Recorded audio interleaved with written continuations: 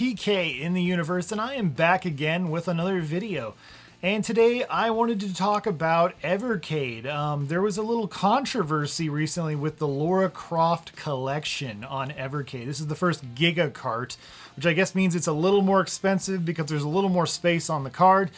And I thought that was interesting that apparently there's nothing wrong, I guess, with the game itself. But of course, you know, we find out new things all the time, so that could change because Blaze likes to do updates and whatnot. But recently found out there was nothing wrong with the game in itself, but apparently the bio in the game is a little bit different than what was actually released on the original PlayStation.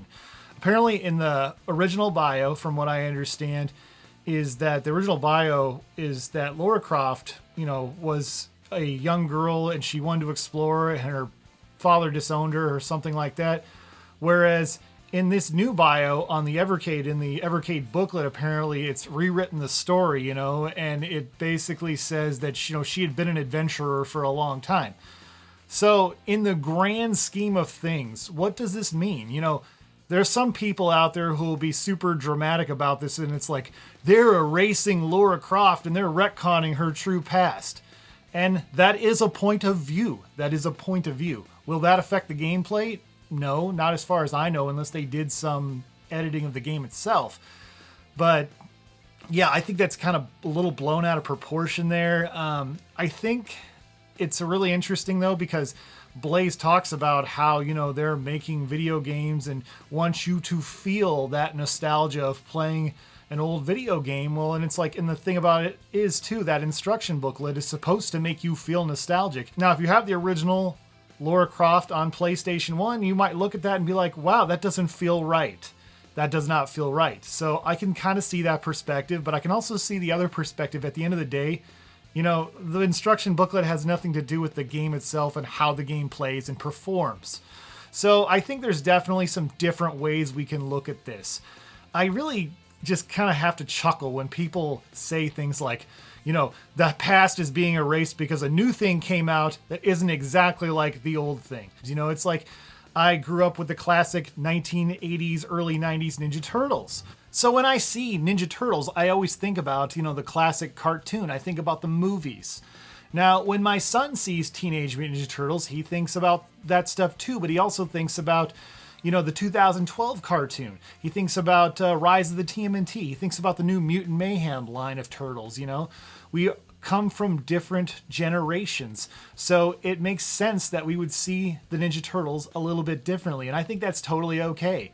But I think the thing about this is, though, is that Evercade is meant to appeal to people with nostalgia, but you got to also understand that Evercade is also meant to appeal to people who love new indie games.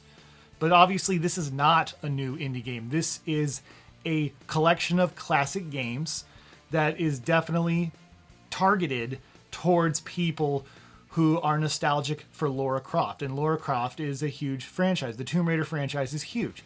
It's also, you know, definitely designed and focused on those people who have a love for the classic versions on the PlayStation and Dreamcast and PC that remember playing these games in the 90s and stuff like that, in 2000s maybe. Yeah.